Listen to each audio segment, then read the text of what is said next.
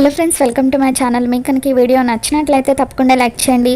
బాగి ఒంటరిగా గుడికి వెళ్తూ ఉంటే ఇక అప్పుడు ముసుగు వేసుకొని బాబ్జీ తన మీద అటాక్ చేయబోతూ ఉంటాడు.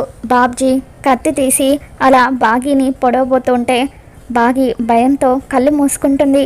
ఇక ఇంతలో అమర్ తన జీప్లో వేగంగా అక్కడికి వస్తాడు. కాస్త దూరం నుండి బాగీని పొడవడం అమర్కి కనిపిస్తుంది. ఇక వెంటనే అక్కడున్న ఒక రాయి తీసుకుని బాబ్జీ చేతి మీద గురి చూసి కొట్టడంతో అతని చేతిలో ఉన్న కత్తి కింద పడిపోతుంది. ఎలాగైనా సరే బాగీని చంపాలనుకుని కింద పడిపోయిన కత్తి తీసుకుని మరొక్కసారి బాగీ మీద అటాక్ చేయబోతూ ఉంటాడు. ఇక అప్పుడు అమర్ బాగీ చెయ్యి పట్టుకొని బాబ్జీని ఒక్క తన్ను తన్నడంతో బాబ్జీ కింద పడిపోతాడు. అమర్ బాబ్జీని కొడుతూ ఉంటాడు. ఇక అయినప్పటికీ బాబ్జీ మాత్రం అమర్ని తోసుకొని మరీ బాగీ దగ్గరికి వచ్చి మరొక్కసారి బాగీని పొడవబోతూ ఉంటే ఇక అప్పుడు అమర్ తన చేతిని అడ్డుగా పెడతాడు. దాంతో అమర్ చేతికి గాయమయ్యి రక్తం కారుతూ ఉంటుంది. అయ్యో రక్తం, జాగ్రత్త అని చెప్పి బాగీ ఎంతగానో విలవిల్లాడిపోతూ ఉంటుంది. ఇంతలో రాథోడ్ అక్కడికి వస్తాడు. సార్ సార్ అని చెప్పి అమర్ చేతికైన గాయాన్ని చూసి రాథోడ్ కంగారు పడిపోతూ ఉంటాడు. రాథోడ్ వాణ్ణి పట్టుకో అని చెప్పి అమర్ రాథోడ్కి చెప్పడంతో రాథోడ్ బాబ్జీని పట్టుకోవడానికి ప్రయత్నిస్తూ ఉంటే బాబ్జీ అక్కడి నుండి పారిపోతాడు. అమర్ చేతికి రక్తం కారుతూ ఉంటే బాగి కంగారు పడిపోతూ అయ్యో రక్తం కారిపోతుంది అని చెప్పి తన చీర కొంగుని చించి అమర్ చేతికి కట్టుకడుతుంది. ఇక ఆ తర్వాత రాథోడ్ బాగిని అమర్ని తీసుకుని ఇంటికి తిరిగి వస్తాడు.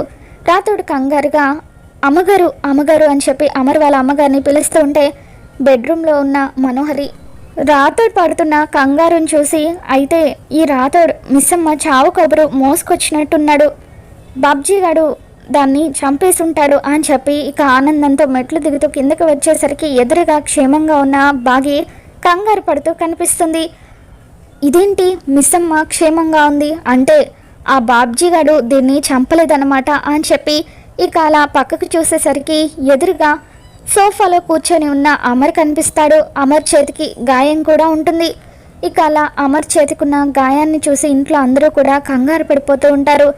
డాడ్ ఏమైంది డాడ్ అని చెప్పి పిల్లలంతా కంగారు పడిపోతూ ఉంటే అమ్మలోకి ప్రవేశించిన ఆరు వచ్చి అమర్ పక్కన కూర్చొని ఏంటండి ఇది చిన్న దెబ్బ అంటారేంటి, ఇంత పెద్ద గాయం అయితే రక్తం ఎంత పోయిందో ఏంటో అని చెప్పి ఇక అలా అమ్మో కంగారు పడిపోతూ ఉంటే ఇక అప్పుడు అలా అమ్ముని చూస్తున్న అమర్కి ఆరుని చూసినట్టుగానే అనిపిస్తుంది. బాగి కూడా అమ్ము ప్రవర్తన చూసి ఆశ్చర్యపోతుంది. తర్వాత అమర్ వాళ్ళ అమ్మ నాన్న ఇద్దరు కూడా కంగారుగా ఒరే అమర్ అసలు ఏంటిరా ఈ గాయం, చేతికి అంత పెద్ద గాయం ఎలా అయింది అని చెప్పి అంటూ ఉంటే ఇక అప్పుడు బాగి ఇదంతా నా వల్లే జరిగిందండి, ఎవరు ఒకతను ముసుగు వేసుకొని వచ్చి నన్ను పొడవబోతూ ఉంటే సమయానికి ఆయన వచ్చి నన్ను కాపాడారు అని చెప్పి బాగి అంటూ ఉంటుంది. వాడెవడో దొంగ విధవ అయ్యుంటాడు, డబ్బుల కోసం ఇదంతా చేశాడేమో అని చెప్పి అమర్ వాళ్ళ అమ్మ నాన్న అంటూ ఉంటే ఇక అప్పుడు అమర్ అతను దొంగ కాదమ్మా, మిస్సమ్మను చంపబోయింది ఎవరో కాదు బాబ్జీ, ఆరుని చంపినవాడు అని చెప్పి అలా అమర్ అనగానే ఇక అప్పుడు బాగి మనోహరి వైపు కోపంగా చూస్తూ మనసులో మనోహరి నా అడ్డు తొలగించడానికి ఇది నువ్వు వేసిన ప్లాన్ అన్నమాట, నన్ను దేవుడి దగ్గరికి పంపించేయడం కోసం నన్ను గుడికి ఒంటరిగా వెళ్ళేలాగా చేశావు కదా అని చెప్పి మనసులో అనుకుంటూ ఉంటుంది. ఇక మనోహరి పని ఇదంతా అని చెప్పి అమ్ములోకి ప్రవేశించిన ఆరు చాలా కోపంగా మనోహరి వైపు చూస్తూ తన పిడికిల్ని బిగించడంతో మనోహరి ఇదేంటి ఈ అమ్ము ఏంటి నా వైపు ఇంత కోపంగా చూస్తుంది అని చెప్పి మనసులో అనుకుంటూ ఉంటుంది. మరోవైపు పిల్లలంతా కూడా తమ గదిలో మాట్లాడుకుంటూ ఉంటారు. అమ్ము నువ్వు ఎప్పుడు లేంది మనోహరి ఆంటీతో అంత రూడ్గా ప్రవర్తించడం ఏంటి అని చెప్పి అడుగుతూ ఉంటే ఇక అప్పుడు అమ్ము నేనేం చేశాను అని చెప్పి అంటూ ఉంటుంది. లేదమ్ము ఈరోజు నువ్వు చాలా డిఫరెంట్గా బిహేవ్ చేస్తున్నావు, ఇందాక నువ్వు నడుస్తుంటే అచ్చం అమ్మ నడిచినట్టుగా అనిపించింది అని చెప్పి ఆనంద్ ఆకాష్ వాళ్ళు కూడా అంటూ ఉంటారు. నీకు మిస్సమ్మతో ఉండడం వల్ల పిచ్చి పట్టినట్టుగా అనిపిస్తుంది. అందుకే ఎప్పుడు లేనిది ఆ మిస్సమ్మకు సపోర్ట్ చేసి మాట్లాడుతున్నావని చెప్పి పిల్లలు అంటూ ఉంటే అమ్ము ఏం సమాధానం చెప్పలేక అలా మౌనంగా ఉండిపోతుంది.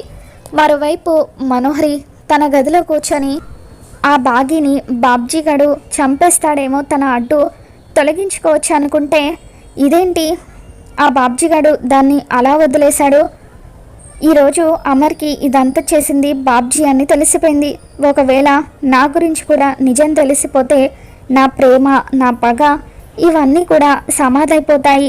అలా జరగడానికి వీల్లేదు. ఒకవేళ అమ్ము నా గురించి అమర్కి మొత్తం నిజం చెప్పేస్తుందా? లేదు, అలా జరగడానికి వీల్లేదు. నా గురించి నిజం తెలిసిన వాళ్ళెవరూ బతికుండడానికి వీల్లేదు. ఆ అమ్ముని కూడా నేను చంపేస్తాను. అప్పుడు నాకు ఏ అడ్డు ఉండదు అని చెప్పి మనోహరి అనుకుంటూ ఉండగా అప్పుడే బాబ్జీ మనోహరికి ఫోన్ చేస్తాడు. ఇక బాబ్జీ అలా మనోహరికి ఫోన్ చేయగానే, రే బాగీని చంపమంటే నువ్వేంట్రా అమర్ చేతికి గాయం చేసావని చెప్పి మనోహరి అంటూ ఉంటుంది. ఇక అప్పుడు బాబ్జీ, మేడం ముందు అరవడం మానేసి నేను చెప్పేది వినండి. నేను కనుక ఆయన్ని పొడిచి అక్కడి నుండి పారిపోకపోయి ఉంటే ఈ డిస్కషన్ అంతా మనం జైల్లో పెట్టుకుని ఉండేవాళ్ళం. ఆవిడ కళ్ళల్లో చావు భయం చూశాను అనుకునే లోపు అతను నాకు చావు భయాన్ని చూపించాడు. ఏదో ఒక విధంగా ఈరోజు నేను తప్పించుకున్నాను, లేదంటే ఇద్దరం దొరికిపోయే వాళ్ళం అని చెప్పి బాబ్జీ అంటూ ఉంటాడు. ఇక అప్పుడు మనోహరి, సరే ఇకపై నువ్వు నాకు ఎక్కువగా ఫోన్ చేయకు, కొద్ది రోజులు అండర్ గ్రౌండ్కి వెళ్ళిపో అని చెప్పి మనోహరి బాబ్జీకి చెబుతూ ఉంటుంది. మరోవైపు అమర్ బాగీతో, నీ లైఫ్కి థ్రెట్ ఉంది మిస్ అమ్మ, నీకు ఏం కావాలన్నా సరే రాతోడిని కానీ నన్ను కానీ అడుగు. ఎక్కడికైనా అర్జెంటుగా బయటకు వెళ్ళాలంటే ఒంటరిగా వెళ్ళకు, కావాలంటే నన్ను అడుగు, నేను తీసుకుని వెళ్తాను అని చెప్పి అమర్ అంటూ ఉంటాడు. అసలు వాడెవడో మన కుటుంబం మీద ఎందుకు పగబట్టాడో అర్థం కావడం లేదని చెప్పి అమర్ వాళ్ళ అమ్మ నాన్న అంటూ ఉంటే ఇక అప్పుడు అమర్, వాడు ఇంకా ఎక్కువ రోజులు బయట తిరగలేడమ్మా, ఖచ్చితంగా వాడిని పట్టుకునే రోజు దగ్గరలోనే ఉంది అని చెప్పి అమర్ అంటూ ఉంటాడు. ఇక ఆ తర్వాత అమర్ అలా నడుచుకుంటూ తన బెడ్రూమ్లోకి వెళ్తూ ఉంటే అప్పుడు బాగి, రండి జాగ్రత్త అంటూ అమర్ భుజం మీద చెయ్యి వేసి తనని జాగ్రత్తగా తీసుకొని వెళ్తూ ఉంటే, ఇక చాలు, నా కాలికి కాదు గాయమైంది, నా చేతికి, నా పనులు నేను చేసుకోగలను, నువ్వేమీ నా మీద జాలి చూపించాల్సిన అవసరం లేదు అని చెప్పి అమర్ అంటూ ఉంటాడు.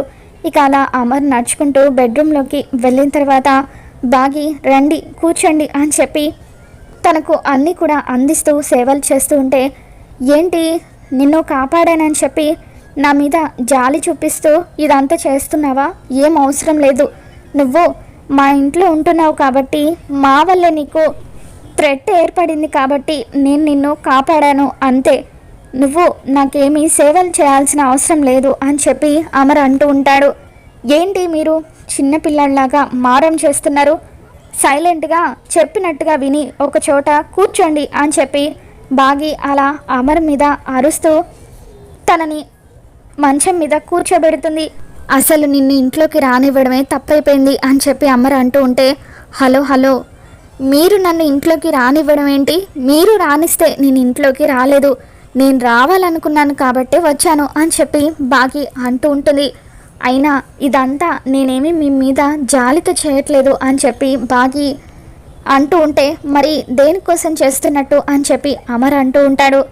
ఇక అప్పుడు బాగి, నేను మనమిద్దరం రూమ్మేట్స్ కాబట్టే ఇదంతా చేస్తున్నాను, ఇద్దరం కలిసి రూమ్ షేర్ చేసుకుంటున్నాం కదా, అందుకే మీకు సేవలు చేస్తున్నాను అని చెప్పి బాగి అంటూ ఉంటుంది. ఇక ఇదంతా కూడా గది బయట ఉన్న రాతోడు వింటూ చాలా సంతోషపడిపోతూ ఉంటాడు. అమ్మయ్య, దేవుడి దయ వల్ల ఆయనకు ఏమీ కాలేదు అని చెప్పి బాగి మనసులో అనుకుంటూ ఉంటుంది. బాగి గదిలో నుండి బయటకు వచ్చిన తర్వాత రాతోడు నాకెందుకో ఇదంతా చేయించింది ఆ మనోహరి అనిపిస్తుంది అని చెప్పి అంటూ ఉంటే, నాకు కూడా అలాగే అనిపిస్తుంది, కానీ సరైన సాక్ష్యాధారాలు లేకుండా సార్కి చెప్పినా కూడా ఆ విషయం నమ్మరు అని చెప్పి రాతోడు అంటూ ఉంటే, అవును అని చెప్పి బాగి కూడా అంటూ ఉంటుంది.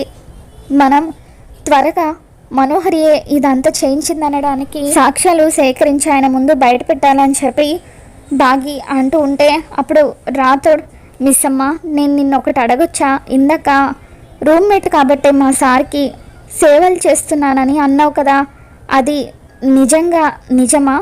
రూమ్మేట్ కాబట్టే నువ్వు మా సార్కి అలా సేవలు చేస్తున్నావా? నేను ఇలా అడుగుతున్నానని ఏమీ అనుకోవద్దు.